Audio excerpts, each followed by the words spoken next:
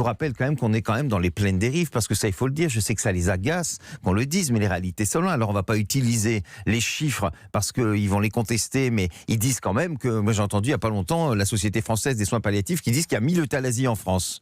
Eh ben si on a 1000 et qu'ils osent nous dire quand il y a un cas suspect en Belgique ou aux Pays-Bas qui sont souvent poursuivis par la justice. Ça veut dire 1000 euthanasies clandestines? Oui, bien sûr. Et nous on dit que c'est 4000 d'ailleurs, mais et malheureusement, elles ont fait sans que le malade ait été consulté.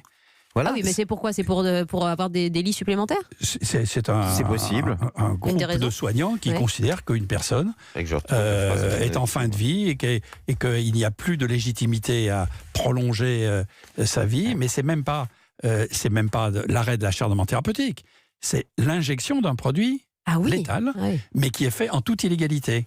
Or, ceci disparaîtra, ou du moins se raréfiera considérablement, jour où il y aura un cadre légal qui oblige à demander à la personne, qui réunit tous les gens concernés, qui de façon collégiale prend une décision. Mais ça veut dire que ces produits, ces cocktails existent aujourd'hui? Mais bien sûr, mais tout ce qui est fait en cachette, tout ce qui est en catimini, évidemment, est mal fait. Il vaut beaucoup mieux de la transparence. Mais Jean Leonetti lui-même disait que parce qu'à un moment donné... Non, allez-y, oui, justement.